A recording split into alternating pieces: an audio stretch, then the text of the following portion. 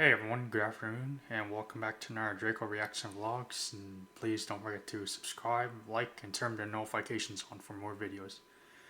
And today, Spurs finally win a game in four since I guess not April, since February, late February.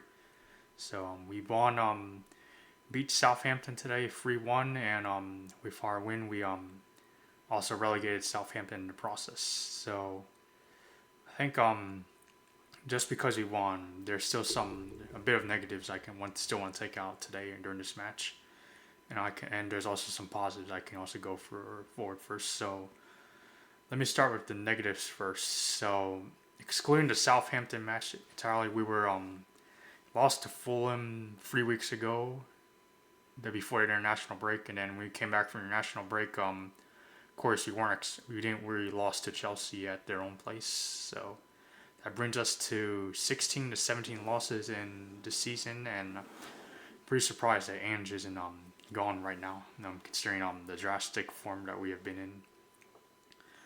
And today, during this game, we managed to scrap by Southampton. I wouldn't say we shut them out or smashed them like any other top or decent team does to Southampton, but we did beat them by a 2 goal margin, and then we of course, like I mentioned, we sent them to relegation. They've been relegated from the Premier League with 10 points. But do you want to go with the starts today? So I think Andrew rested some players. I think during the Fulham match, and I guess the Chelsea match, he brought in didn't know why he rested so many players for a national break, where he could have used that same squad for against Fulham, against Southampton, to rest our players for the upcoming Europa League match. So today we actually had a bright start in the game. We had some good chances. Wish we could have finished them, such as Solanke's chance going towards the goal, as well as some other chances from our defenders, such as Romero's header towards the goalkeeper, and I guess more chances that we created. But lucky Johnson scored with a tap in first. He opened up the scoring with some help from, I believe it was either Madison, Spence, or I think it was Spence that helped set up the assist for the tap in. So we did pretty good, and then I think Bergvall scored off of a set piece, but unfortunately Romero was offside. I wish, even though I think one of the Southampton players played Romero onside, which allowed Bergvall to get the goal in. It did suck that goal was eventually rolled out by a referee, but it is what it is. But we did manage to grab a second one just before the breaks, where I think Johnson also scored another tap in. It's a pretty good goal by Johnson, but I think that's just the end of a purple patch by him. I think he's gonna have the next purple patch if we start him against Frankfurt this week. But other than that, after the second half, the first half where we created a lot of chances, was pretty surprised that we couldn't I guess score more, converted more. I think Solanke had a chance, but and I think was very confused of why I think the ref didn't give us a penalty when I think Ramsdale was touching it out of the outside of the penalty box when Solanke was trying to pressure him. But it is what it is. It was unfortunate not to get that penalty, but we did get a penalty later in the end of the second half. It's pretty upset, not upset nor angry, but disappointed. We even let Southampton get back in the game during the second half. We didn't. I think we started taking off players.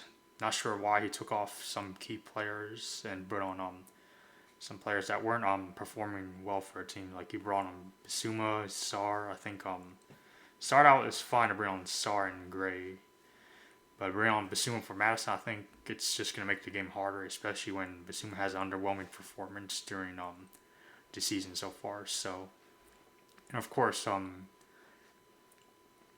we let Southampton score. I was a bit just frustrated that we let them score, even though yes, I know we're a terrible team, but we have a stronger squad than them, and we should be able to score and at least keep a clean sheet against them. So sucked that we didn't get a clean sheet against Southampton, considering that got back into the game in the 88th minute. But it is what it is. Nothing Vicario could do to keep it out, and I think the defenders weren't ball watching. They just weren't be able to close down the Southampton person who scored.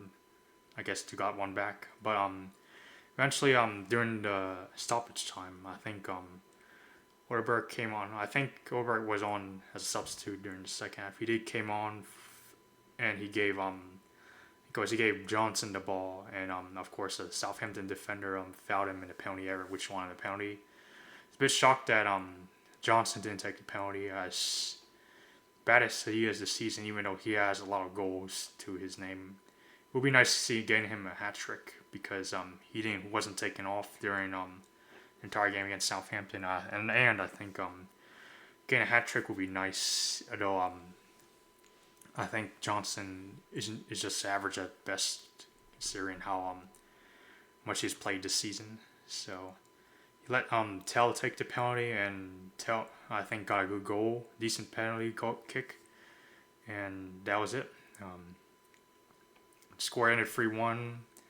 We knocked Southampton out of Premier League with 7 games to go, and I do want to address our form because our form has been terrible. Given that we have 16 losses, 11 wins, and I believe 4 draws to our current Premier League record.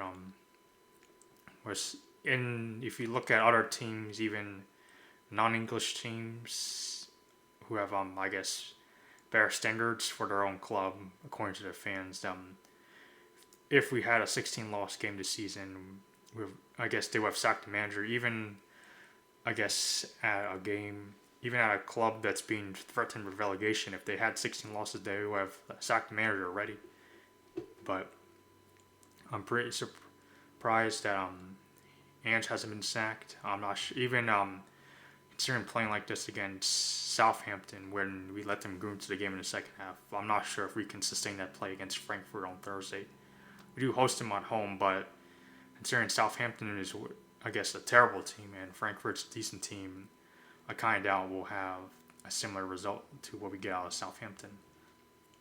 But overall, I'm hoping Ange can bring some players back into starting lineup. I think some important players should start against this match on Thursday because it is a quarterfinal, and I think the only reason why Ange hasn't been sacked or given his firing letter / P45 is because he said he was going to win a trophy during the second season, and I think considering that we're out of 2 domestic cups, I think the difference between first, which is Liverpool, and us is over 30 points. And I think we're still in the Europa League quarterfinals. I think they're going to keep Ange until we exit the Europa Leagues, which we may exit during the quarterfinals if we don't continue playing like this against both legs against Frankfurt. But it is what it is, and hoping Ange can change some tactics, bring some important players in, not make some faulty substitutions when we're up, and see if we can continue progressing for Europa League.